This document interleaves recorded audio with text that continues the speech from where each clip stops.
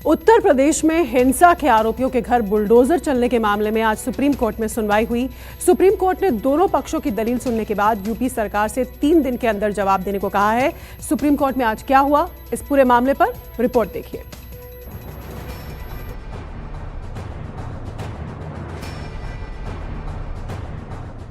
UP में गुंडे बदमाश सतर्क रहें, दंगाई सावधान रहें, अवैध निर्माण वाले माफिया चौकन्ना रहें, क्योंकि आपके घर पर कभी भी बुलडोजर चल सकता है।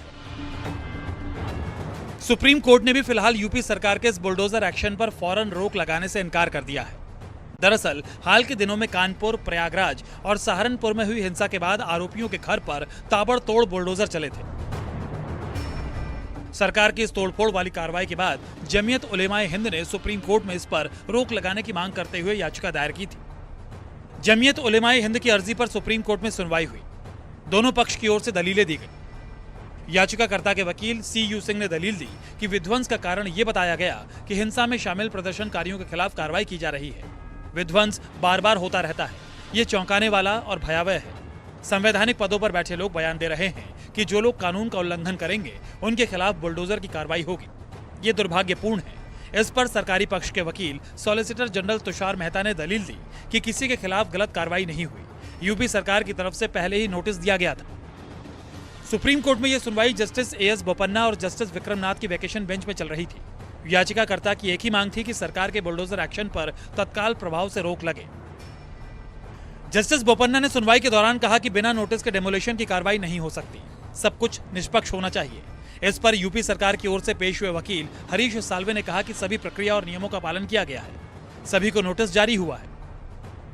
कोर्ट अगर समय दे तो सरकार हलफनामा दायर कर सकती है, जिसके बाद कोर्ट ने यूपी सरकार, प्रयागराज और कानपुर विकास अथॉरिटी से 3 दिन के भीतर जवाब देने को कहा है। अब इस याचिका पर मंगलवार को अगली सुनवाई होगी। सुप्रीम कोर्ट में जमीयत उलेमाए हिंद ने अर्जी दायर की थी। दाखिल याचिका में जमीयत उलेमाए हिंद ने कहा था कि बुलडोजर से गैर कानूनी तरीके से लोगों के घर गिराए जा रहे हैं, नियम का पालन नहीं हो रहा है, इसलिए ऐसी कार्रवाई को फौरन रोका जाए। जो अधिकारी नियम का पालन नहीं कर रहे उनके खिलाफ कार्रवाई हो।